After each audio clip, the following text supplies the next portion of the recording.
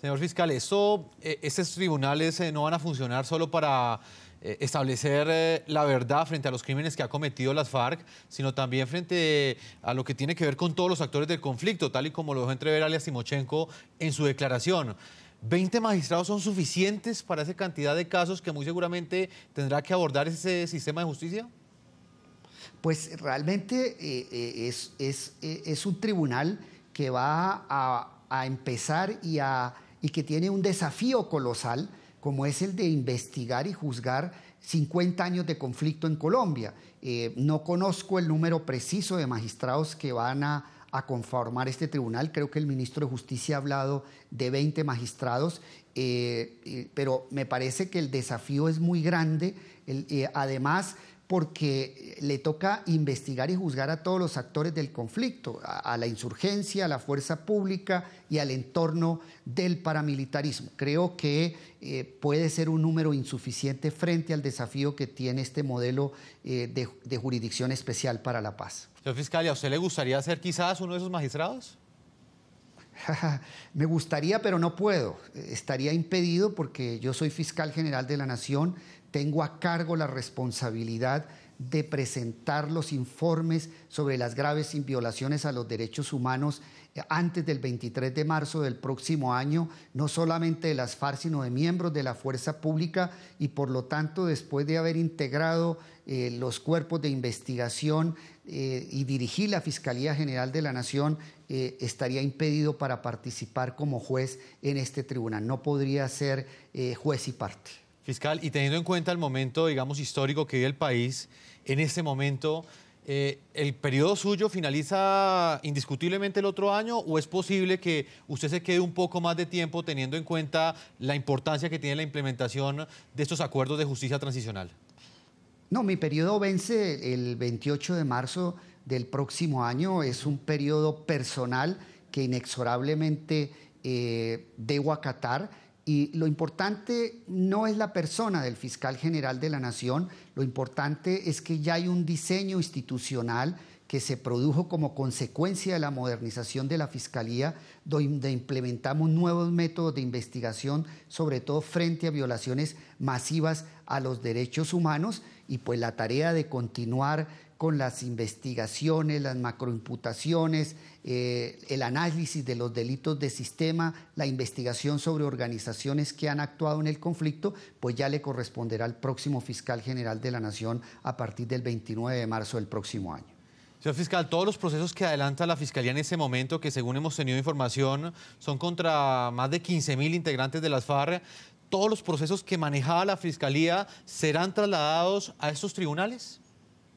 No, nosotros lo que tenemos que hacer, Jefferson, es analizar con base en el análisis de contexto las grandes situaciones de violación a los derechos humanos por parte de las FARC. Es decir, nosotros no vamos a hacer análisis individual de casos. Nosotros lo que vamos a presentar es el contexto de las más grandes situaciones de violación a los derechos humanos por parte de las FARC. Por ejemplo, el tema del reclutamiento de menores, el tema de la violencia sexual en el conflicto, el tema del secuestro, el tema del desplazamiento forzado, la violación en general al derecho internacional humanitario, entre otras grandes situaciones. Nosotros creemos que serán 6 grandes situaciones y por lo tanto nuestro deber es establecer patrones de criminalidad, modus operandi, estudiar el modelo de organización por parte de las FARC, estudiar si se presentó o no un ataque sistemático contra la población civil. O sea, nosotros no vamos a trasladar automáticamente los más de 11.000 procesos que tenemos contra las FARC, sino que presentaremos informes de contexto, analizando patrones que resuman esas graves situaciones. Por ejemplo, no vamos a enviar los 55.000 o más casos que tenemos de desplazamiento forzado contra las FARC, sino un gran informe que abarque ese universo de desplazamiento forzado, obviamente con todos los soportes probatorios, y estará a disposición del tribunal y de la jurisdicción especial de paz, pues los casos particulares en caso de que esa información se requiera. Señor fiscal, hubo un punto que también me llamó la atención y es el punto número 6 de este acuerdo que quiero mostrarle a nuestros televidentes, quiero repasarlo con usted. En ese punto dice lo siguiente: la Jurisdicción Especial para la Paz contempla dos tipos de procedimientos. Uno para quienes reconocen verdad y responsabilidad y otro para quienes no lo hacen o lo hacen tardíamente. A los primeros se les impondrá una sentencia fundada en las conductas reconocidas después de haber sido contrastadas las investigaciones de la Fiscalía General de la Nación, las sanciones impuestas por otros órganos del Estado, las sentencias judiciales existentes, así como la información, este pedazo es importantísimo, la información que provean las organizaciones de víctimas y de derechos humanos. Señor fiscal, hay muchas dudas sobre este punto y específicamente sobre la participación que eventualmente tengan las ONG en el aporte de pruebas a este tribunal especial. ¿Esto quiere decir que esta información servirá para imputar, hacer quizás imputaciones contra las personas que requiera este tribunal especial? Mire, es importante tener en cuenta que el modelo de justicia transicional acordado en la FARC es totalmente diferente conceptualmente, en contraposición con el modelo de sistema acusatorio. En el modelo de sistema acusatorio nuestro de juicio oral existe una acusación, existe un juicio contradictorio, un debate que se acerca más a las metodologías tradicionales de investigación y contradicción y de defensa propios de la tradición de un sistema oral acusatorio que lleva más de 200 años, sobre todo en el mundo anglosajón. Aquí existe un modelo diferente en el cual, si bien el peso de la investigación está en la Fiscalía General de la Nación, la Fiscalía, al concluir sus informes de investigación, no finaliza con acusaciones, no finaliza con imputaciones, sino que la Fiscalía finaliza sus investigaciones con un gran informe de contexto donde analice patrones, donde analice si existe o no sistematicidad en las graves violaciones a los derechos humanos, pero sin calificación de ninguna naturaleza, ni en cuanto a la naturaleza del delito, ni en cuanto a la calificación de quienes pueden ser máximos responsables. ¿Por qué razón? Porque el Tribunal Especial tiene que alimentar y enriquecer sus decisiones no solamente con las investigaciones de la Fiscalía General de la Nación, sino que tiene que tener en cuenta otras fuentes, por ejemplo, las investigaciones que ha hecho la Procuraduría General de la Nación, las investigaciones y las conclusiones a que han llegado ciertas ONGs frente a la investigación del conflicto. Es más, tengo entendido que las mismas víctimas tendrán un poder de acusación directa ante ese tribunal para plantear los casos particulares o los casos generales que están en los cuales pueden acusar. Pero resulta preocupante de alguna forma porque, como usted sabrá, hay inclusive ONGs que son, hay que decirlo directamente, pro-FARC. ¿Y qué tal que una organización de esas termine acusando con algún tipo de interés político o estratégico a una persona ante un tribunal de estos? Mire, hay que tener en cuenta que el modelo que se acordó en La Habana es un modelo que en principio está acordado fundamentalmente para la investigación de la insurgencia.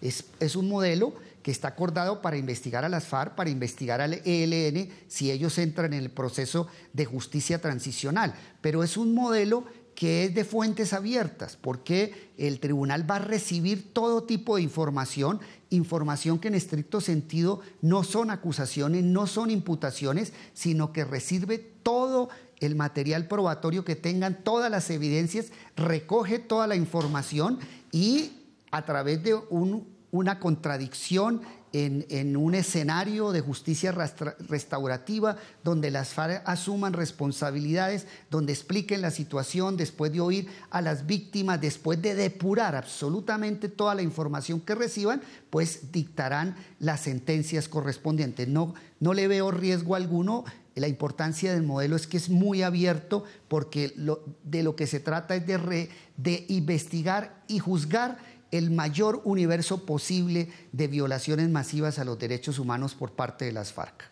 Señor fiscal, o sea, lo que usted me dice entonces es que este tribunal únicamente, inicialmente, estudiaría crímenes cometidos por las FARC. Yo creo que en este momento... no por los demás actores de conflicto. No, el tribunal también va a conocer a todos los actores del conflicto, incluyendo a los miembros de la fuerza pública. Lo que acontece es que eso se puede hacer a través de modelos procesales distintos. Todo se concentrará en la Jurisdicción Especial de Paz, en este tribunal, pero el procedimiento y la metodología de investigación de las FARC puede ser totalmente distinto al que se acuerde para los miembros de la fuerza pública. Es más, creo que en este momento el país está en deuda, la institucionalidad, de empezar el debate de cómo sería la investigación y juzgamiento de miembros de la fuerza pública, que si bien lo hará ese tribunal, todavía no se han discutido ni se han acordado los lineamientos de cómo vamos a investigar y juzgar a los miembros de la fuerza pública. El único acuerdo que se hizo en La Habana frente a fuerza pública es de que ese tribunal va a conocer de todos los actores del conflicto, pero ya modelos concretos de investigación, juzgamiento e imputación de miembros de la fuerza pública es un debate que tenemos que dar a partir de hoy en la institucionalidad colombiana. Fiscal, yo se lo pregunto porque, por ejemplo, en estos momentos tengo en mis manos algunos twitters que han salido de la agencia ANCOL, que usted sabe que tiene una relación directa con las FARC, donde inclusive hablan de que debe ser investigado el presidente Andrés Pastrana, hablan que debe ser investigado también el expresidente Álvaro Uribe Vélez. ¿Esto no se va a convertir en esa dirección? Por ejemplo, cuando una organización de estas termine acusando a cualquier persona, ¿no puede convertirse en un tribunal inquisidor? Finalmente el tribunal, como usted mismo lo dice, está para que se esclarezcan los delitos de las FARC y no para que termine siendo utilizado como una herramienta de persecución, una herramienta política. Usted tiene toda la razón. Hay que tomar todas las medidas para que estos tribunales en su conformación bajo ninguna circunstancia se convierta en una herramienta de persecución política para algún sector específico del país. Aquí quiero aclarar que los presidentes y expresidentes, en relación con los actos realizados durante su mandato presidencial, no pueden ser investigados por la Jurisdicción Especial de Paz. Los presidentes de la República, por los hechos realizados en ejercicio de sus funciones, tienen un fuero especial, un procedimiento ante el Congreso de la República que implica un antejuicio político y un juzgamiento ante la Corte Suprema de Justicia. Luego, en ese tema no existe ningún riesgo para los expresidentes de la República porque los hechos durante su gestión no son de competencia de este tribunal. Ahí yo no creo que exista ningún riesgo. Además, cuando se trata de casos individuales, pues es la persona individualmente considerada quien decide si se acoge o no a la justicia transicional o mantiene los mecanismos ordinarios de investigación. Aquí, por ejemplo, hay una diferencia fundamental entre la investigación de la insurgencia y de la fuerza pública. Cuando investigamos la insurgencia puede asumir responsabilidades colectivas y las FARC están dispuestas, creo que es uno de los grandes éxitos de este acuerdo, a asumir sus responsabilidades históricas como colectivo y además individualmente. Frente a los miembros de la fuerza pública no podemos hablar de que van a asumir responsabilidades colectivas porque se trata de la institucionalidad. Ahí se tratará de asunciones individuales de responsabilidades. Luego, los riesgos que usted anota, que son muy razonables, no se van a presentar por el modelo que se está implementando. Señor fiscal, otro de los puntos que también preocupa en algún sector de la opinión tiene que ver con ese silencio que ha guardado las FARC, no solamente en pedirle perdón a las víctimas, sino también en aceptar que cometieron errores, en aceptar su culpabilidad. ¿Uno cómo puede explicarle, por ejemplo, en este momento a una víctima que se está dando este marco tan amplio de justicia en momentos en que ellos ni siquiera han pedido perdón y tampoco pues han manifestado su intención, por ejemplo, de arrepentirse? Jefferson, es que no comparto esa afirmación, porque de acuerdo a la Constitución actual colombiana, para que puedan entrar en justicia transicional es necesario que reconozcan las responsabilidades históricas en el conflicto armado colombiano. Precisamente creo que uno de los grandes logros del Acuerdo de La Habana en el día de ayer es que las FARC se comprometieron a asumir las responsabilidades dentro del marco de la justicia transicional. Ahí hay un avance gigantesco en materia de justicia transicional. Creo que es de las primeras veces en que expresamente las FARC dicen vamos a asumir responsabilidades colectivas e individuales por las graves violaciones a los derechos humanos durante el conflicto armado colombiano. Entonces a mí me parece que ahí hay una gran desinformación porque el modelo parte de lo contrario, parte de que tiene que existir un reconocimiento reconocimiento de responsabilidad como lo establece expresamente la Constitución y como se dijo ayer en los acuerdos de La Habana. Fiscal, ¿eso quiere decir entonces que ellos van a pedir perdón antes de comenzar todo este proceso? Pues es que ya dentro del marco de la justicia transicional, una de las formas de reparación simbólica debe ser pedirle perdón a las víctimas. Yo creo que lo mínimo que puede esperar el país de las FARC, además de que asuman sus responsabilidades por las graves violaciones a los derechos humanos, es que le pidan perdón a las víctimas. Y es que yo creo que es una mínima exigencia indispensable para poder sacar adelante este proceso de paz. Dentro de la Jurisdicción Especial para la Paz habrá un procedimiento para quienes reconozcan la verdad y responsabilidad y otro procedimiento para quienes no lo hagan o lo hagan tardíamente.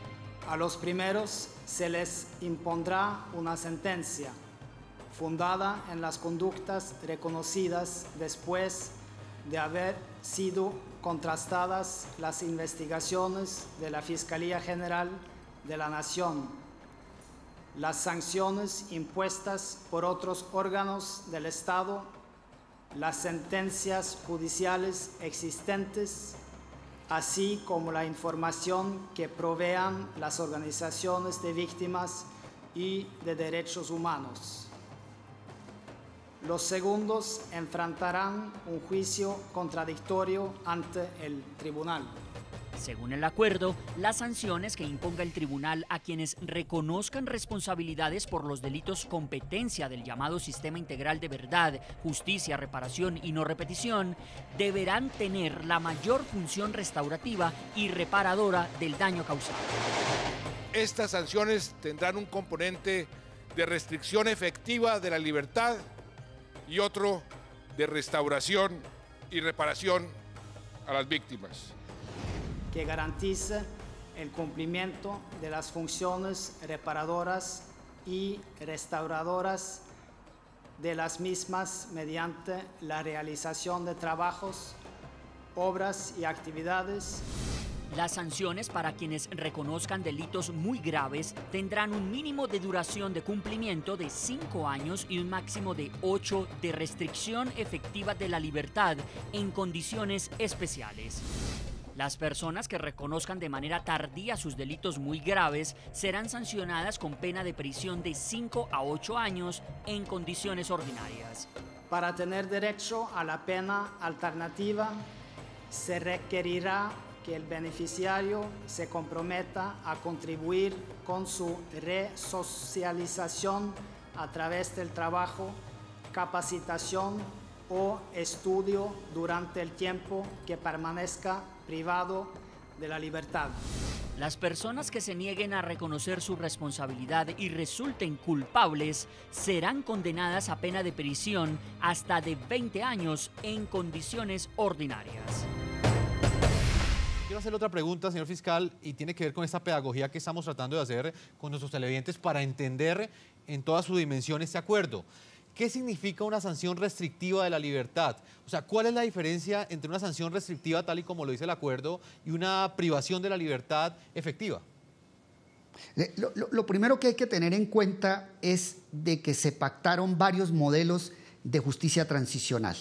Aquellas personas que reconozcan responsabilidades, ya sea colectiva o individualmente, esas personas pueden tener derecho a una pena alternativa de 5 a 8 años de restricción efectiva de la libertad, que serán beneficiarios de esa sanción alternativa en la medida en que reconozcan responsabilidad, además de que entreguen las armas, además de que exista una desarticulación de la organización al margen de la ley. Pero es indispensable hacer un reconocimiento de responsabilidad. Quienes no reconozcan la responsabilidad, pues se van a ver expuestos a penas que pueden llegar hasta 20 años de prisión. Aquellas personas que no reconozcan responsabilidad, que no entren propiamente en todo el modelo de justicia transicional, pueden se les puede imponer una sanción que puede llegar hasta 20 años de prisión. Entonces, mire que es un modelo que va desde 5 años de restricción de la libertad de restricción efectiva hasta 20 años de prisión efectiva de cárcel para aquellas personas que no entren a reconocer responsabilidades o obstaculicen el proceso de justicia transicional. ¿Qué es una restricción efectiva de la libertad?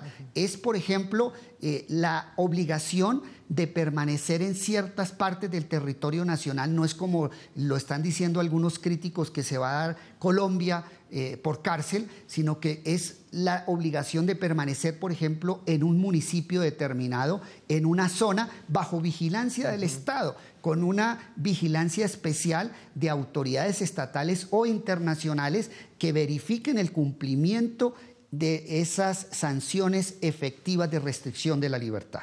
Señor fiscal, usted entonces me dice que puede ser un municipio, inclusive un departamento por cárcel, ¿cierto?